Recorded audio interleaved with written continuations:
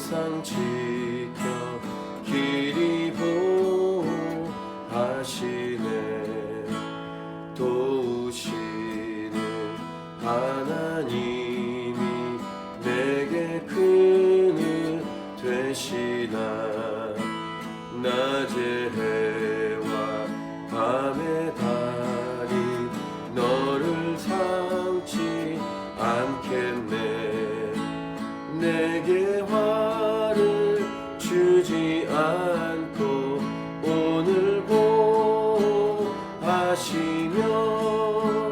너의 출입 지금부터 영영 인도하시리.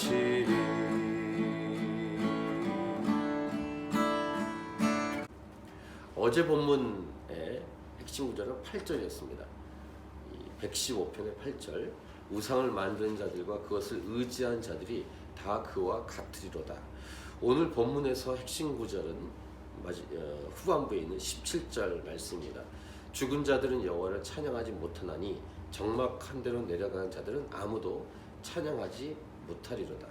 어제는 그래서 8절 말씀 중심으로 영적인 닮은 법칙에 관한 내용을 나누었고, 이것은 예배에 관한 말씀이었습니다. 자기가 예배하는 대상을 닮아간다. 오늘은 영적인 생명에 관한 내용인데 찬양에 관한 말씀입니다. 영적으로 살아있어야 하나님을 찬양할 수 있다라는 내용입니다. 결국 어제 내용과 오늘 내용은 결국 같은 내용입니다. 당연합니다. 같은 시편 115편이기 때문입니다. 살아있어야 하나님을 예배할 수 있고 살아있어야 하나님을 찬양할 수 있다. 이런 내용으로 오늘 시편 115편의 후반부 내용을 마저 나눌 텐데, 찬양하고 경배하며 하나님 앞에 나가는 전제 조건은 생명이 있어야 된다라는 말씀입니다. 생명은, 여기서 생명은 육적인 생명만이 아니라 영적인 생명을 포함합니다. 영생을 의미합니다. 영원한 생명이 있는 자, 영원한 생명이 있는 자가 진짜 살아있는 사람입니다. 육과 혼만 살아있는 것이 아니라 영도 살아있어야 된다라는 것입니다. 그러니까 하나님의 시각, 하나님의 눈에서 볼 때는 이 세상에 걸어다니고 활동하고 있지만 영이 죽은 자들은 죽은 자들입니다. 하나님 보시기에 이런 죽은 자들이 아직도 이 세상에 많기 때문에 이들에게 복음을 전해야 되는 사명이 교회에 있습니다.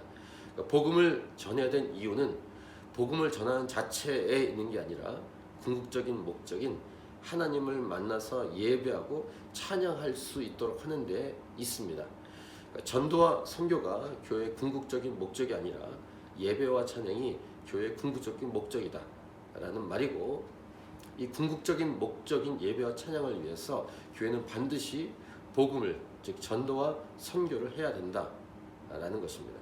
이것이 교회가 존재하는 이유이기도 합니다.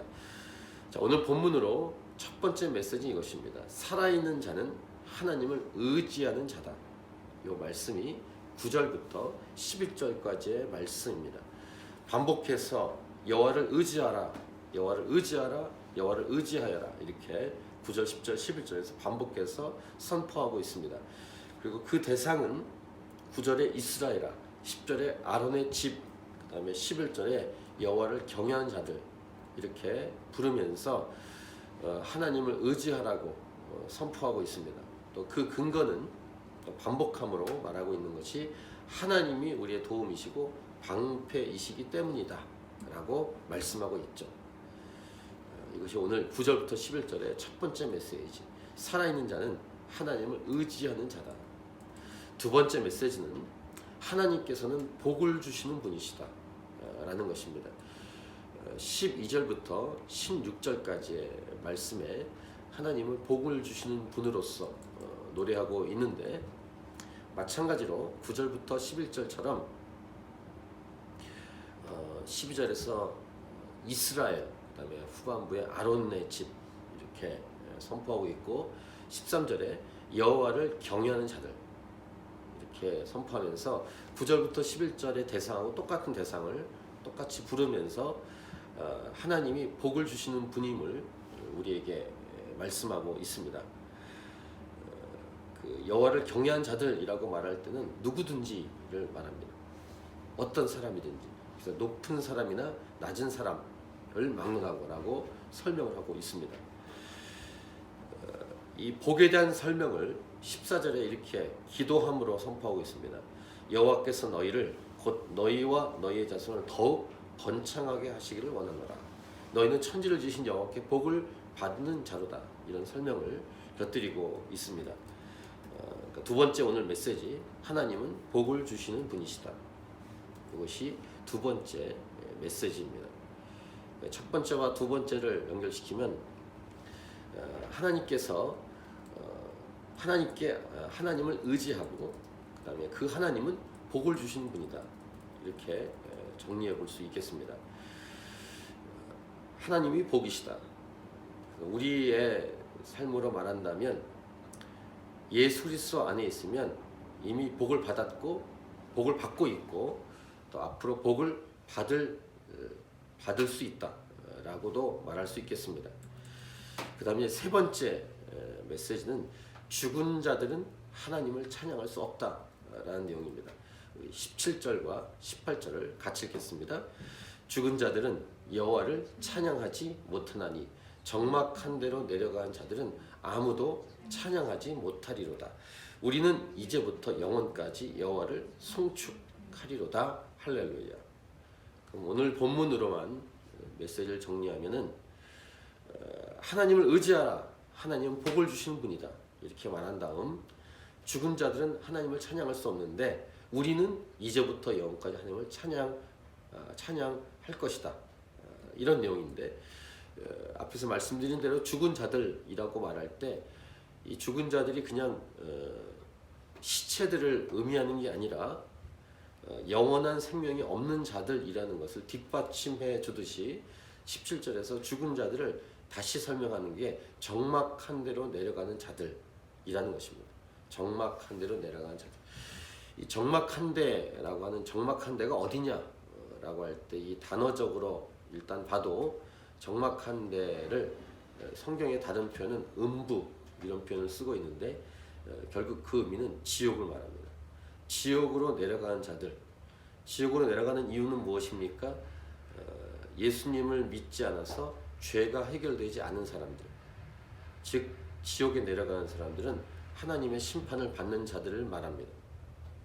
단순히 적막한 데가 굴속이나 어떤 지하나 빛이 없는 곳, 그런 의미가 아니라는 것을 말합니다. 영원한 생명이 없는 자들로 죽은 자들, 지옥에 내려갈 사람들은 영원한 생명이 없기 때문에 찬양할 수 없다라고 분명히 시편의 저자는 17절에서 말씀하고 있는 것입니다. 이것을 우리가 꼭 기억해야 합니다. 예배와 찬양은 영원한 생명이라는 전제 조건이 꼭 반드시 필요하다는 것입니다. 노래는 할 수 있을지 모릅니다. 흉내는 낼 수 있을지 모릅니다. 교회에 믿지 않은 자들이 와야 합니다. 복음을 들어야 되니까. 근데 일단 믿지 않은 자들이 그 예배 모임에 와 있을 때 그들은 예배할 수 없습니다. 예배가 불가능합니다. 찬양할 수 없습니다. 찬양이 불가능합니다. 하나님을 만날 수 없습니다. 생명이 없기 때문에. 교제는 펠로우십은 생명과 생명 있는 자들이 교제할 수 있는데 하나님이라는 영원한 생명, 생명의 근본 되신 하나님과 만나려면 우리 안에 영원한 생명이 있어야 된다는 말씀입니다. 예배와 찬양은 살아있는 존재들끼리만 가능합니다. 그래서 믿지 않은 자들이 일단 왔을 때는 구경만 할 뿐입니다. 그래서 피곤하기도 하겠지만 생명이 없기 때문에 조는 것입니다. 예배 때 딴 생각하고. 그래서 믿지 않은 자들에게 복음을 필수적으로 증거해야 될 이유는 여기에 있습니다. 영원한 생명을 얻은 자들은 어떤 자들이냐면 죄사함을 받아, 예수님을 통해서 죄사함 받아 복을 받은 사람들. 그 사람들은 하나님을 높이고 자랑하고 칭찬하는 삶, 곧 찬양하는 삶을 살아가야 한다라는 것과 이런 하나님을 만나고 사귀고 교제하는 예배하는 삶을 살아갈 수 있고 살아가야 한다라는 말씀을 시편은 오늘 우리에게 말씀하고 있습니다. 이 찬양하고 경배하는 삶을 최우선적으로 가장 중요한 것으로 여기고 살아가야 하는 자들이 바로 영원한 생명, 예수 믿은 자들이라는 것입니다. 근데 만약에 찬양하지 않고 예배하지 않고 살아가고 있다면 둘 중에 하나입니다. 예수님을 믿지 않고 있든지 아니면 예수님을 믿은 자답게 살고 있지 않던지입니다. 예수님을 믿은 자답게 살아가는 첫 번째는 하나님을 예배하고 찬양하는 삶이다 라는 것을 시편을 통해서 우리가 알 수 있습니다. 그래서 우리 자신도 하나님을 예배하며 찬양하며 살아가야 되고, 우리의 자녀들을 잘 도와서 이들이 예수님 분명히 믿고 하나님을 예배하고 찬양하는 세대, 예배의 세대, 찬양하는 세대로 세워져 갈 수 있도록 우리는 간절히 도와야 할 것입니다. 우리 킴버라 하나님이 차신 교회가 하나님을 전심으로 찬양하고 경배하는 삶을 살아갈 수 있기를 간절히 기도하며 축복합니다. 구약에 있는 시편에 있는 말씀 두 군데를 선포하고 기도하도록 하겠습니다. 시편 150편 6절, 호흡 있는 자마다 여호와를 찬양할지어다 할렐루야. 여기 호흡도 그냥 일반적인 호흡이 아니라 영원한 생명이 있는 자의 호흡이라는 의미를 기억하셔야 될 겁니다. 이사야 43장 21절, 이 백성은 내가 나를 위하여 지었나니 나를 찬송하게 하려 함이니라. 오늘 이 말씀 우리가 가슴에 새기고 이 복음을 증거하는 것과 찬양하고 예배하는 삶을 연결시키면서 우리 자신과 가정과 우리 주위 사람들을 위해서 개인적으로 기도하며 간구하는 그런 시간이 되길 바랍니다. 우리 개인적으로 계속 기도하며 주 앞에 나가겠습니다.